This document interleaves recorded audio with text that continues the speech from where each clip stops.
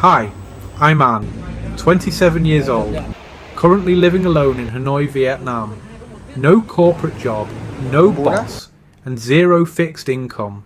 After an unexpected layoff, I had to downsize my life and move into this tiny $200 a month house at the end of a narrow alley. If you're new here, this channel is where I share the raw reality of surviving on a low budget, staying disciplined, and finding peace in the simple things.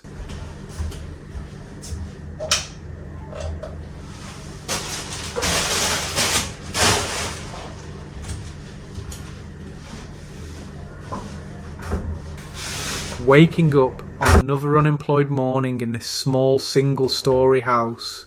The room is dead quiet, except for the gentle morning breeze filtering through the window frame. At 27, living alone in an expensive city with no income can easily drag your mind into dark places. That's why I force myself to stick to basic disciplines. Getting up, stretching my body, and opening the door to let the sunlight in. I wash my face at the old makeshift tap.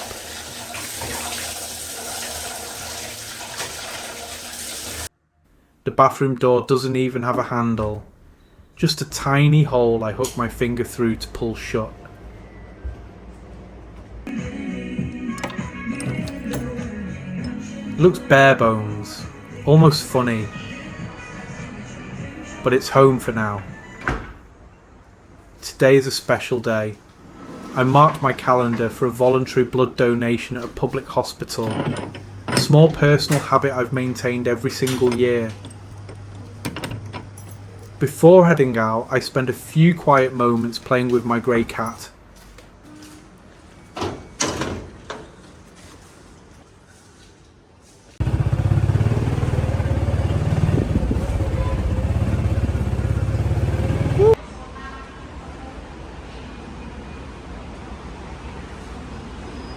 When you have no steady job, your health, and these simple connections are the most valuable assets you still own.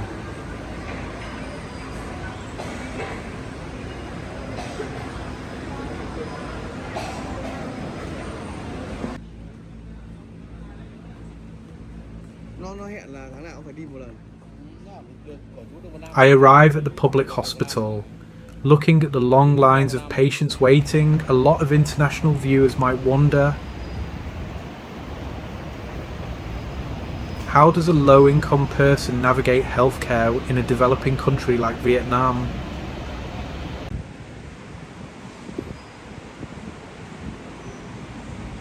The truth might surprise you.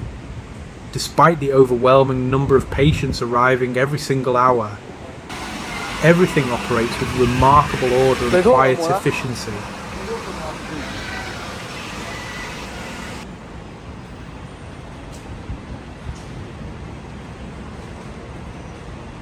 The corridors are swept clean continuously by automated floor scrubbers. Free drinking water stations and phone charging hubs are installed everywhere for patients and their families. What touches me the most is the attitude of the healthcare workers. In a place constantly flooded with pressure, the nurses and doctors remain patient, attentive, and deeply compassionate.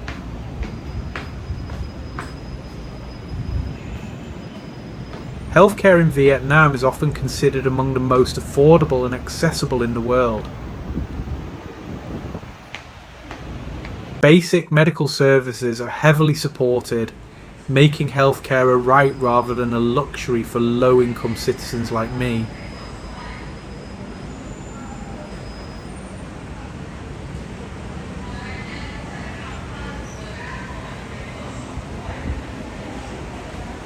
Taking a stroll around the public hospital, I decided to experience some of the everyday facilities here. What strikes me most is how equality feels so real. No matter who you are, everyone is treated with the same care and respect. At the pharmacy counter, staff members are always standing by, warmly guiding patients through every step. Inside, The air conditioning offers an icy relief from the stifling summer heat. Honestly, without it, surviving a summer day here would be absolute misery.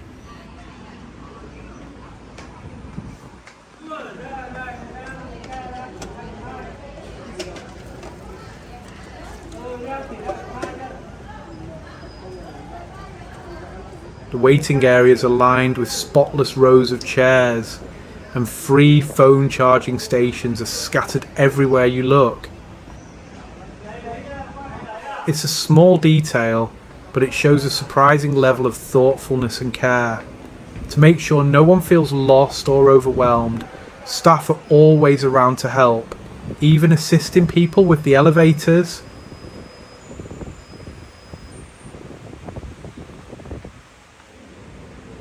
I've never been abroad, nor have I ever experienced healthcare systems in other countries, so I often wonder what they're like. But right here, right now, this feels remarkably decent.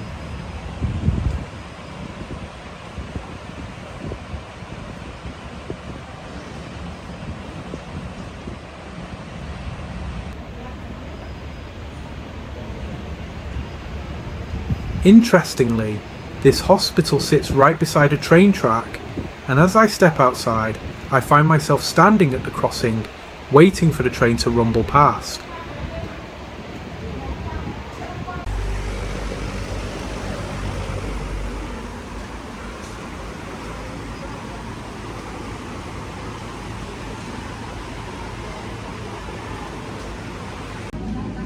Uống một tháng. Hả? Uống một tháng. Thuốc nào? Nó hẹn khám lại. Coi như Khám lại cái gì? bệnh này phải theo dõi đấy. Bệnh gì? Bệnh thận này phải theo dõi. Đúng rồi, về cứ ăn nhạt thôi. Ở ăn nhạt thì để theo dõi hàng tháng. Rồi. Nếu như không theo dõi, có ông cũng nói chuyện đi khám có suy độ 1, nhưng mà tầm 3 tháng sau lên nó suy độ 5. 3-4 tháng sau chạy thận. Kinh không? Thì đúng rồi, bệnh thận này phải theo dõi mà.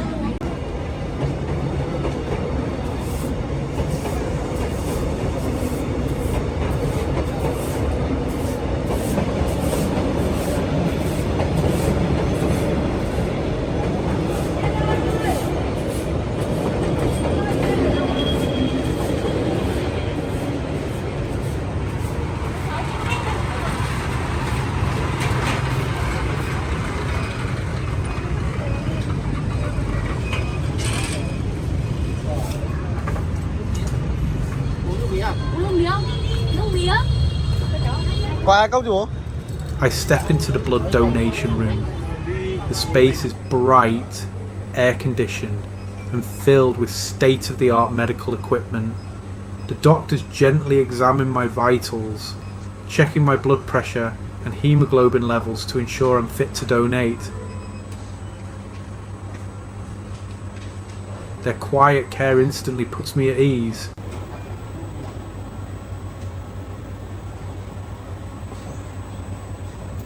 Squeezing a small red stress ball in my hand, I watch my blood flow slowly into the collection bag. In this tough financial stretch,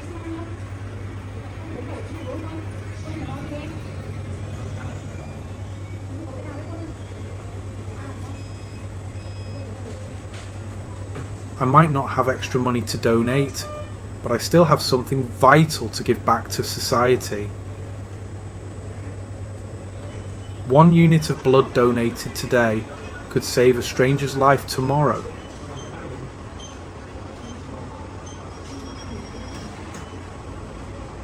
It's a subtle reminder that no matter how low your income is, your existence still holds immense value to this world.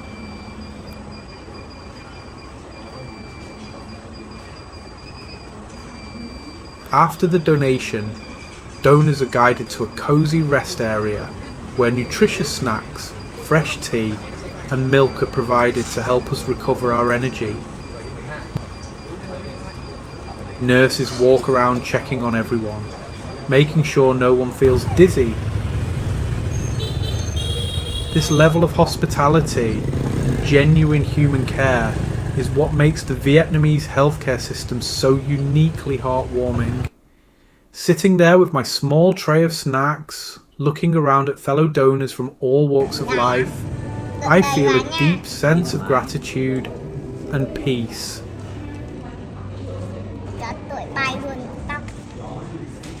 Leaving the hospital, Hanoi greets me with a sudden summer downpour, temporarily flooding the narrow alleys. But somehow, the cool rain feels incredibly refreshing today. Life at 27 with a low income is full of uncertainties, but as long as I have my health, a warm heart and the discipline to keep moving forward, I know I will survive and thrive. Thank you for joining me on this quiet journey today. If you enjoyed this video, please consider subscribing to support me and my cat. Stay safe, and I'll see you in the next one.